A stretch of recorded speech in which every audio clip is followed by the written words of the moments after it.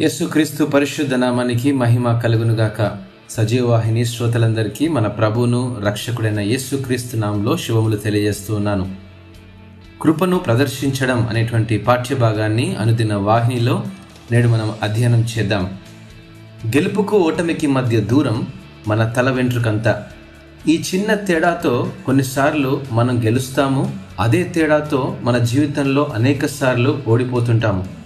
మన చుట్టూ ఉండే స్నేహితుల మధ్య కానీ, లేదా పనిచేస్తున్న ఆఫీసులో, లేదా నలుగురితో మనం గడిపే సంభాషణలో కానీ మనకు దక్కని ప్రాధాన్యత మరొకరు పొందుకునే సందర్భంలోన ఎదుర్కొనేటువంటి అపజయం, నిరుత్సాహానికి గురైనటువంటి మన గెలుపు, మన అంతరంగంలో ఉద్భవించే ప్రకంపనలు, ఎదుటివారి గెలుపును జీర్ణించుకోలేని ఆ కోపం మరియు చిరాకుల్లో మనం మాట్లాడే ప్రతి మాట అవి ఎదుటివారి హృదయాన్ని గాయపరిచేలా ఉంటాయి.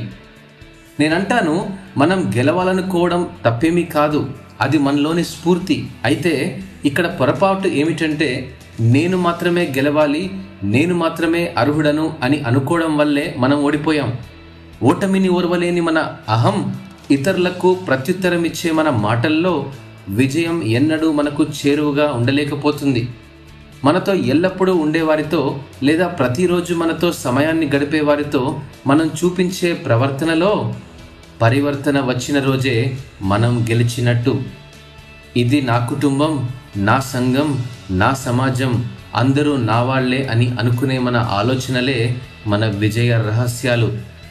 ఇతరుల గెలుపులో కూడా సంతోషించే మన జ్ఞానమే ఆ పరమాత్ముని నుండి మనం పొందుకున్న కృపకు సాదృశ్యంగా ఉందండి.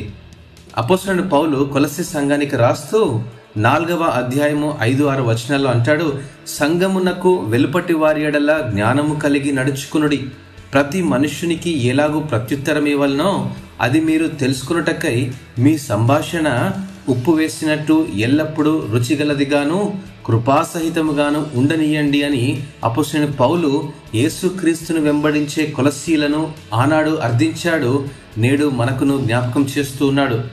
కాబట్టి ప్రియమైన స్నేహితులారా, దేవుని కృపను ఉచితముగా పొందిన వారమైన మనము గెలిచినా ఓడినా జీవితంలో ప్రతి పరిస్థితిలో దాన్ని ప్రదర్శించడం మన భాగ్యము, మన పిలుపు. ఆత్మీయమైన ఇట్టి జీవితాన్ని ప్రభు మనందరికీ దయచేయునుగాక. ఆమెన్.